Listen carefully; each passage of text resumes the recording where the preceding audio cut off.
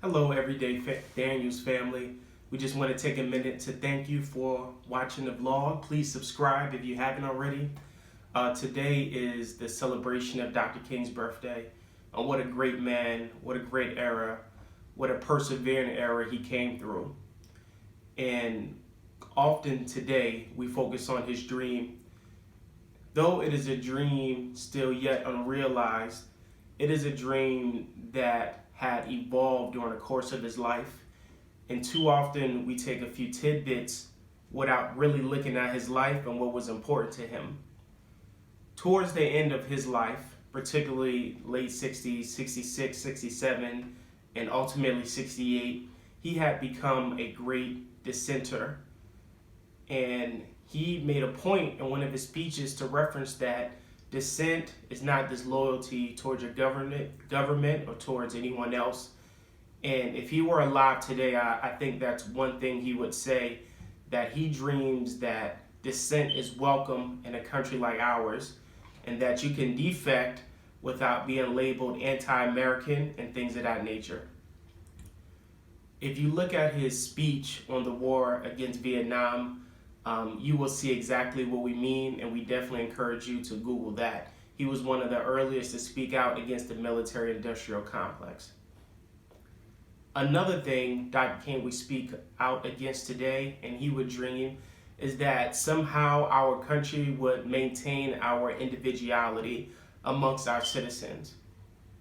We live in an era where we can just go online and put our business out there and put our lives out there.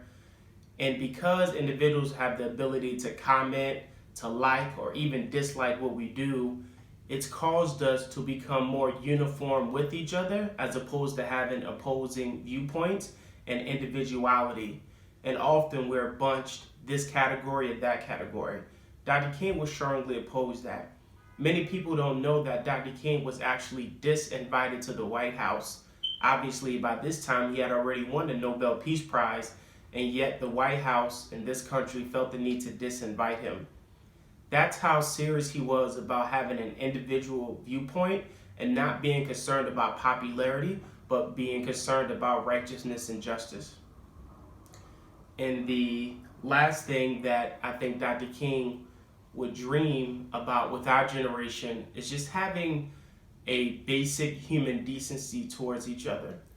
We see all kind of crime, comments, whether online or verbally or written down in some venue towards each other that are meant to tear us down, meant to demoralize the other side, meant to combat other Americans when we are all in this country together. And when Dr. King was here, he often preached about human decency. He gave many examples through the Bible. He referenced Jesus continually. He referenced Gandhi and some of his other heroes. So I think he would be taken aback by how harsh the politics have become and how brutal we have become towards each other. Now that is one part of his dream speech that would still resonate with him today. The ability for all of us, no matter our color, creed, or even nation, to come together and realize that before anything else, we are human beings and we should treat each other worthy of the calling placed on our lives. Well, thanks for tuning in today. Hope that didn't get too deep for you. Just wanted to just share some of our family thoughts on Dr. King.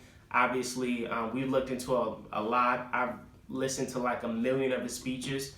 And this is a day for us to reflect and to be grateful for the progress we've made while kind of paying attention to the progress that we are yet to make. Have a great day.